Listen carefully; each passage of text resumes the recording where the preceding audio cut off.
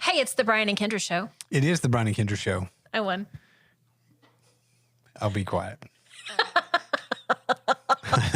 You're like, we've been doing this for 570,000 episodes, and finally you get to come in first. Well, good job, Kendra. Way to go. Way to be a winner. That's why we own the KendraandBrianShow.com.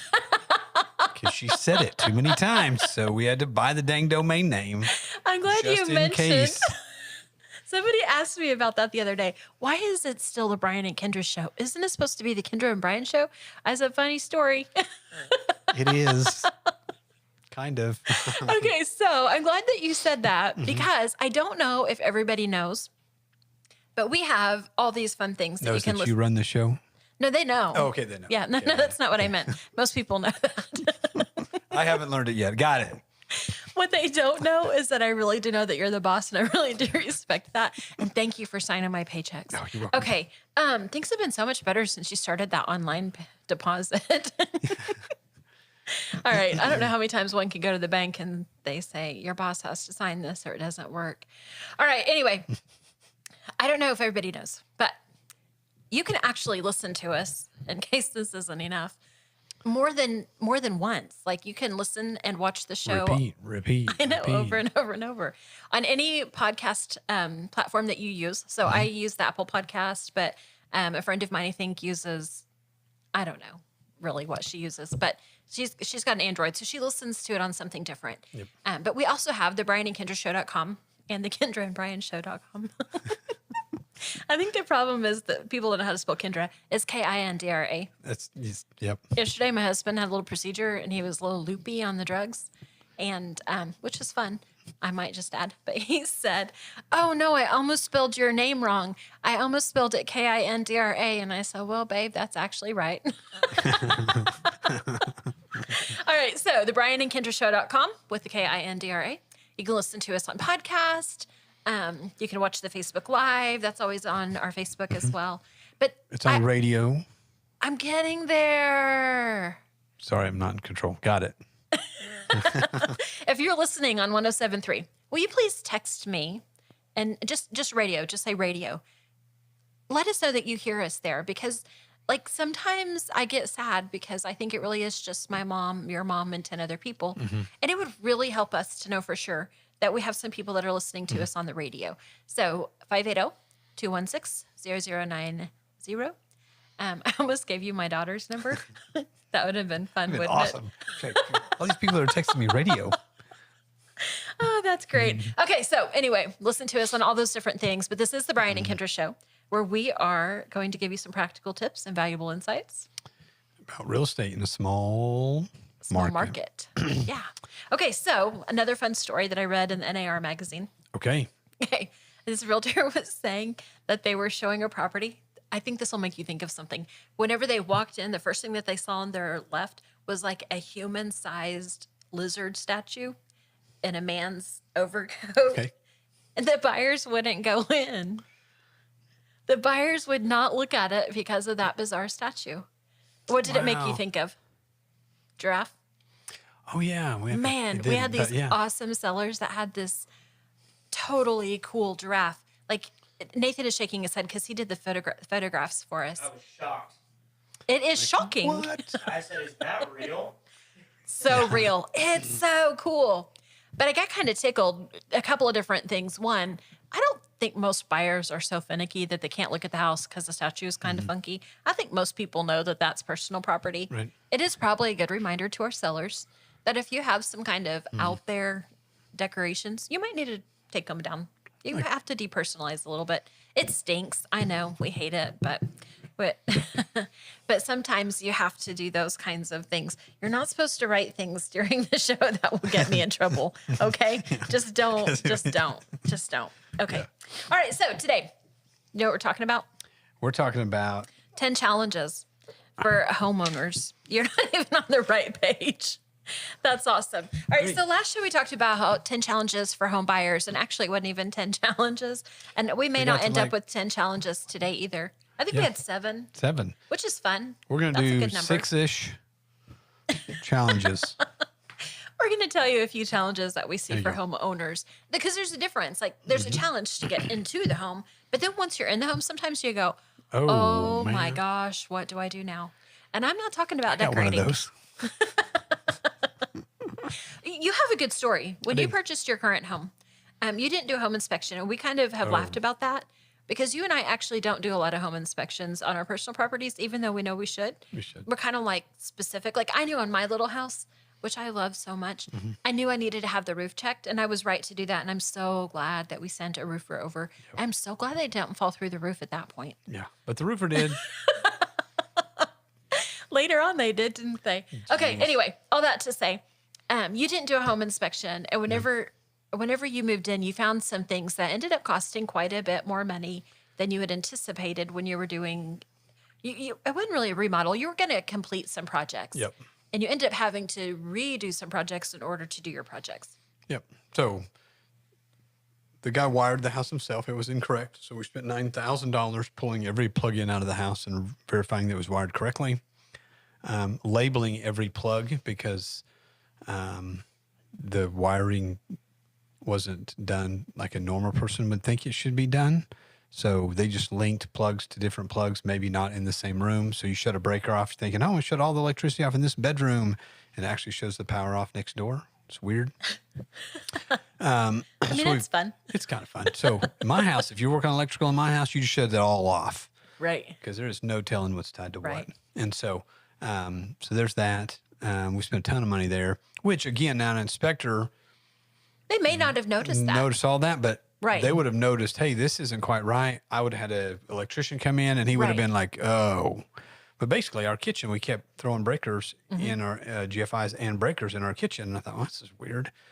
So I called my electrician. He came out, started teching stuff. And he's like, well, this one's the wrong plug. This plug, something's wrong here. He pulls it out and the wires were actually touching in the back of the box, sparking, which was tripping the breaker. Exciting. I was like, hey, almost burn our house down. Which then gave You us like fire. yeah. Then the second question is, oh, if we do catch it on fire or Kendra's cooking, we don't have any smoke alarms. There's a reason my house doesn't have smoke alarms. So we didn't Thank have you any. so So- much. We had a bunch of those wired in. And then 2 years later, we kind of find out our septic tank is crushed because they put the wrong tank in. So we had to dig all that up on a whim. So Brisk February morning. yeah, it's like, well, guess what we're doing tonight? Go get the traco. All right. So I think our first challenge for homeownership is, I don't know if it's the first, but the first one that we're going to talk about is home maintenance and repairs. And our last show, we talked about probably saving a minimum of 10% of your income to go back toward home repairs and home maintenance. I 10% think, of your payment.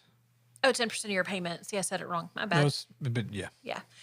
I think here's the thing. You may go months and months and months without having any issues at all. But it feels like you can bet on having an issue with your heater or your air conditioner the first hot or cold day of the year. Eventually, you're probably going to need to repaint. Eventually, you're probably going to need to re-roof. And even though you might have fantastic insurance, you probably still have a deductible. Eventually, you're going to need to update or replace your heating or air conditioner or your water heater or whatever the Refrigerator, case stove, would be. dishwasher, Yes, all garage those door things. opener, all those things you changed in one weekend. I mean, things do happen, but I even things that are cheap and easy, so to speak, like replacing the water faucet. So my water faucet in my main bathroom at my little house was leaking, and I couldn't get it to stop. And I finally was like, okay, it's time to find out if I can do it. And I replaced it. Even doing it on my own and just calling my Daddy Bob and saying, Daddy Bob, can I do this by myself? And then just in case, I also asked that Ace man, that poor little guy at Ace, I'm going to do this by myself. Then I said, can I do this by myself? And he said I could, and he was right, but I'm never doing it again.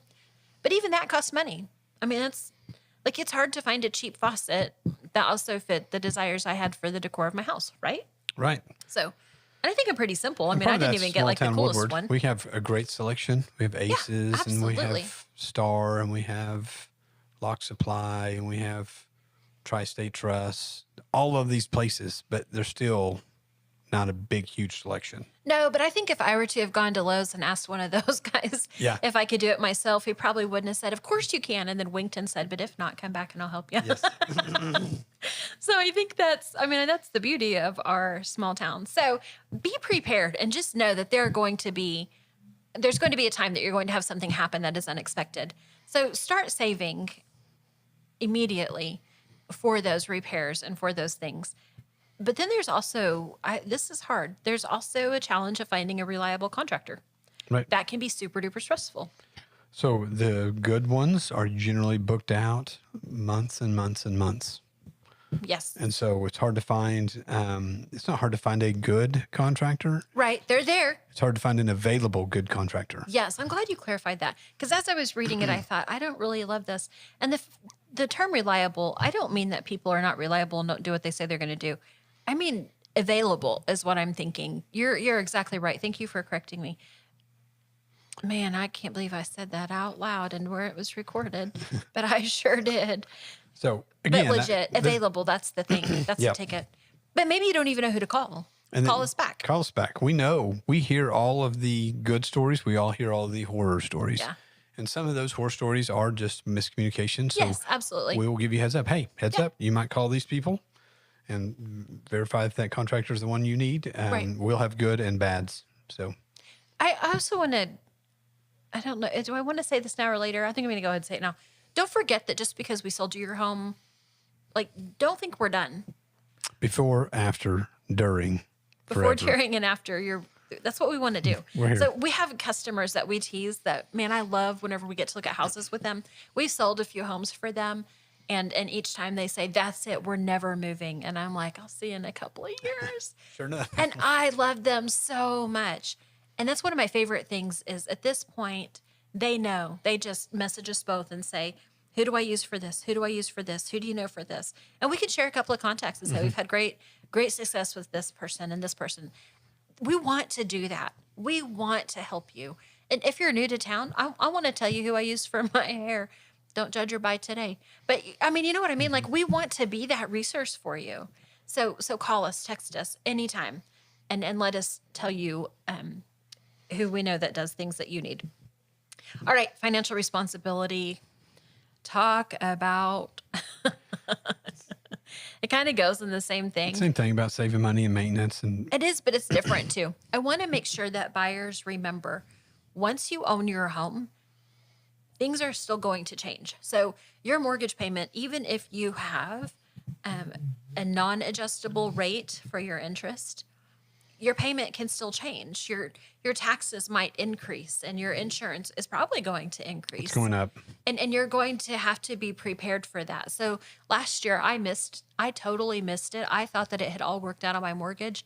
And then I got a $1,200 bill saying, hey, you had some increases and you need to pay this or else we're going to have to increase your mortgage payment. Well, I didn't want my mortgage payment to increase. So I needed to send a chunk of money and take care of that to my escrow account so that it would all be simple. I don't want a huge mortgage payment. And so I needed to take care of that. So we want you to just be aware. It's not your insurance company being a stinker. It's not the assessor being a stinker. It's just legit that things increase in value and things cost more than they did. And so we see those all the time.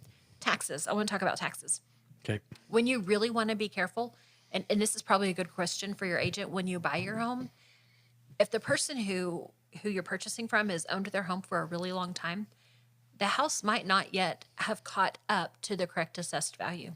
The assessor can only increase taxes so much every year, and it may not really have caught up. So if you've owned your home, if the last people owned their home for 20 years, their taxes are probably really low, which is awesome for you at first. But next year, it's going to catch up. It's going to get you. And it's going to probably be based off your purchase price. It's roughly 1%, a little bit less than 1% of your purchase price in Woodward County. Yeah. And it really affects you as the second year. Right.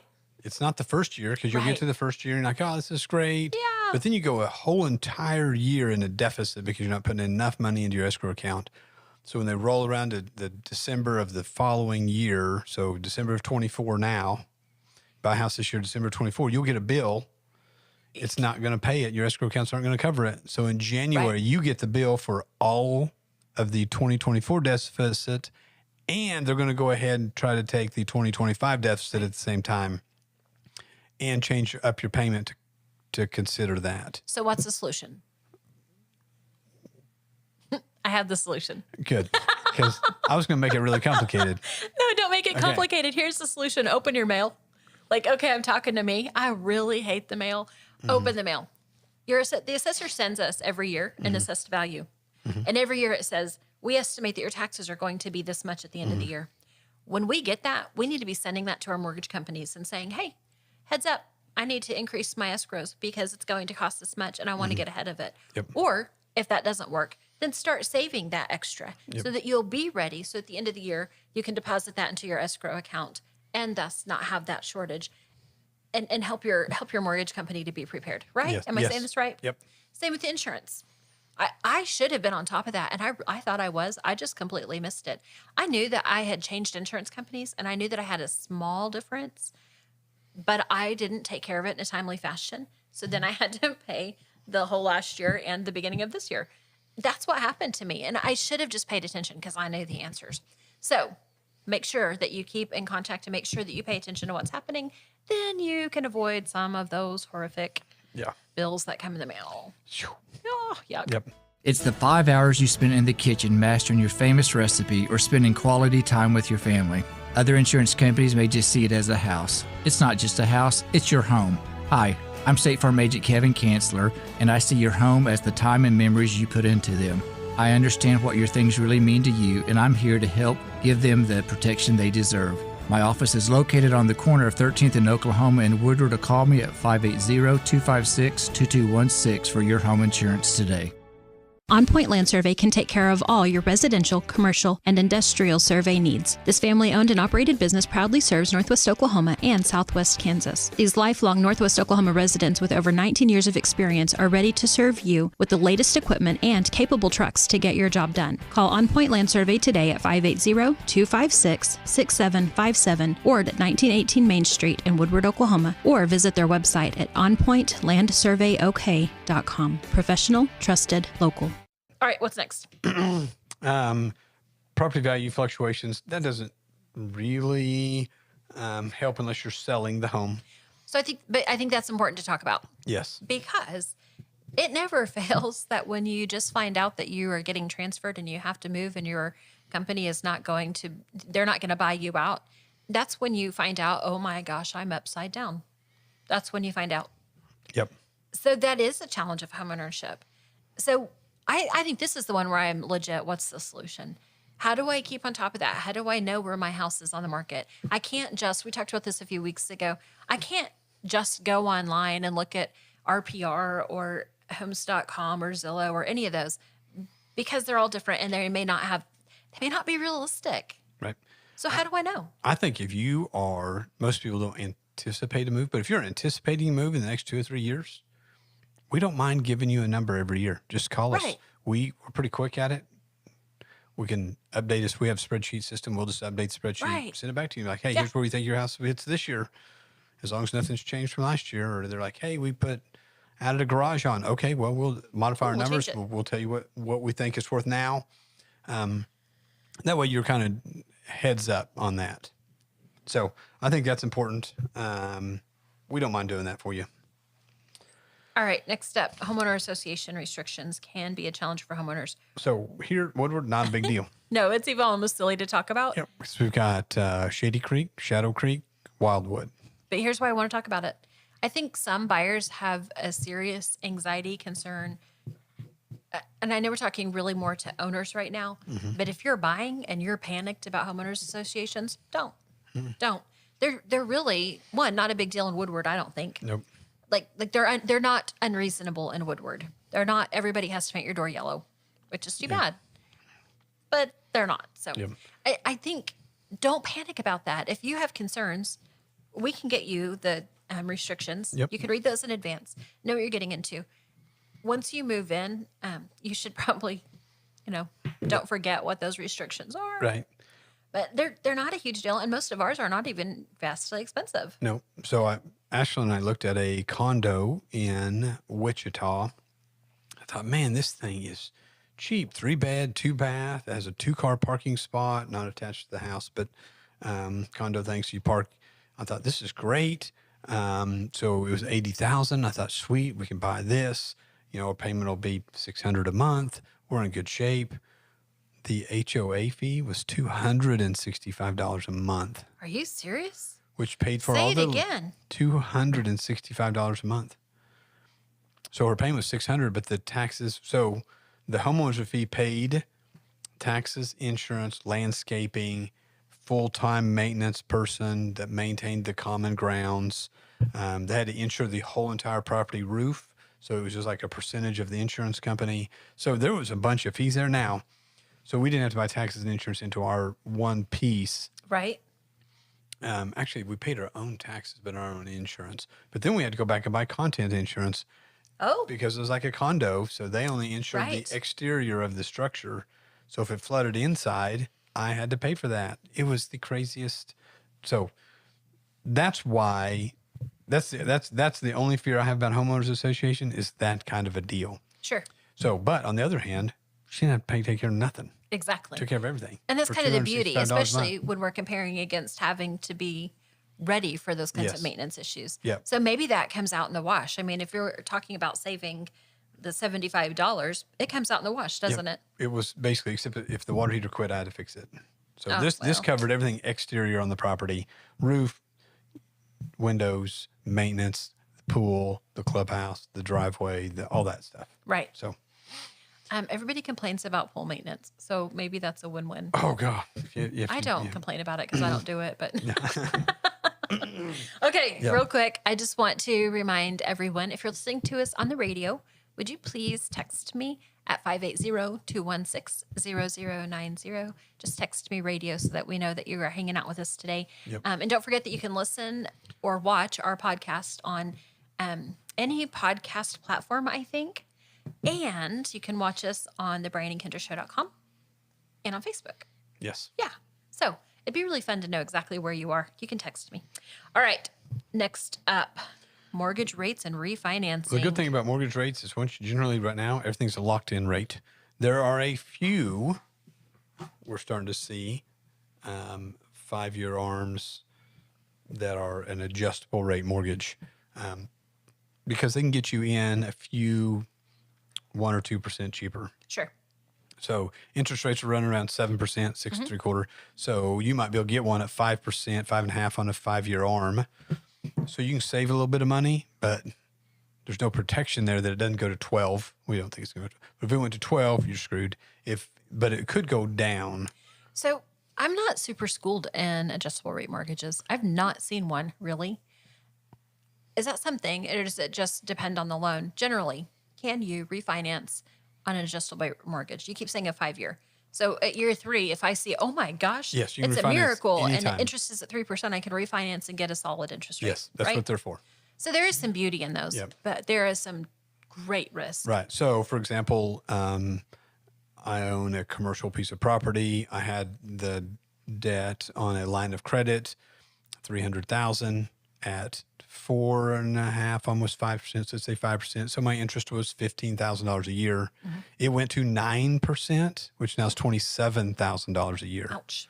So yeah, that's an adjustable rate. Now that Sure. one changed every quarter. Okay. Like every time interest went up, it went up every quarter, bam, bam, bam. So commercial wise, lots of people are in adjustable rate mortgages. Gotcha. Because it's harder to lock in a commercial note more than 3 to 5 years. We don't do as much commercial. No. So on house wise, you can buy that style. You can buy a home in that style of adjustable rate mortgage, which generally they are cheaper than because they're flexible. They're based off the 5-year yield instead of 30-year. But I'd say in our area, they're not very common. Well, If they're- we are doing 100. They're trying to protect people, so Yeah. they don't do them right now. If they know, Good. hey, interest rates are definitely going down, well then why lock in for 30 years Sure. at 7 when it's going to be 5 in a year? Let's go ahead and lock in at Right. this. Yep. Gotcha. So Okay, we don't see next many of them. up.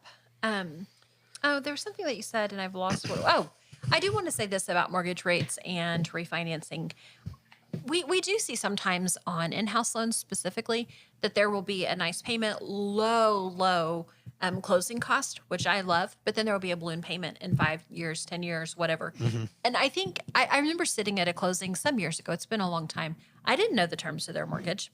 I just knew their down payment. That's all I knew. And I knew their estimated closing cost. But when we got to closing, we sat down at that table. I will never forget the look on her face whenever they said, here's your payment, here's your interest, here's this, here's this. This is how much is going to be due in 10 years. And she goes, oh, what? Full on panic. Yeah. What that really meant was be prepared in 9.5 years to start working on refinancing. But the way that she heard it is, and how most people would hear it is, oh, goodness gracious, I need to come up with $100,000 in 10 years and just pay off my house. And it's not what it means.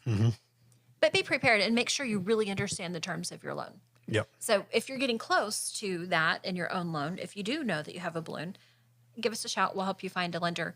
And maybe we can get you into a secondary market loan that you don't have that, right? Yes. Okay. All right. I wanted to hit that because I remember that was such a panic. Yeah. Have you seen that? Have you seen that panic at closing before? Not a painting, but I've seen it before. Yes, we've seen it. But Yeah. so, okay, good. Well, maybe that was just one of those cases she just didn't understand. Yeah. I thought, was it a surprise? Like, did they sneak it in? What happened? It was absolutely crazy. Scared me to death. Selling challenges. We kind of talked about this a minute ago. We're going to really talk about this in a couple of weeks. Yep. Sometimes this selling challenge, this challenge of a sale, it's hard for me to know how to say that word right now because all I can hear is Richard Harris in my brain saying sell. And I don't know. It's all messed up. Anyway, Richard should not be in my brain. Also, he's such a good realtor. My bad. We're realtors. Okay, selling challenges. I'll tell you what's really challenging in selling is when you're selling and buying at the same time. So we're going to talk about that in 2 or 3 weeks. So keep with us. Yeah. We're going to hit that. We're going to hit it more detailed. So I'm not going to talk much about it right now. And next up, Yep. why are you giving me the one? 'Cause we got 1 Do you minute. want me to be quiet? Nope. Natural disasters. Is that Okay, what you're hit talking it. about? I think that's a hard one. It's a hard one, but there's just things you just don't know are going to happen. And it the can truth. really put you in a bind. But luckily, in our small town, in our small country area, rural out here, man, just like when the tornado came through town, it was so impressive to see the community wrap around all of those people and just walk them through it and It was help amazing. fund, move, build, tear down, whatever. I don't think really there weren't very many people. It was a struggle. I'm going to say that. But there wasn't very many people that didn't get taken care of Right. because it was wow. Which is the beauty. I mean, we always talk about that we are small market real estate. And I think that's why. Yeah. I think that our town is close knit enough to be such a joy in situations like that. Like we just close in and I don't know, Yep. circle the wagons. That's exactly right. Right? So So awesome. Yep. Anything else that I missed that you want to no, push I out think there? owning a home is a big deal. You should own your home. It gives you security and safety. It is a financial requirement, but it's a joy to know that, hey, I own this piece of the world. My family's secure. I'm secure. It's a challenge worth accepting. It is 100%. Right? Yes. Do it. Challenge accepted. Yep. All right. Thank you for joining us Yep. today. It's the Brian and Kindra Show. I'm Brian Cook, 580-334-2303. And I am Kendra Brown, 580-216-0090. And we will see you later. Thanks.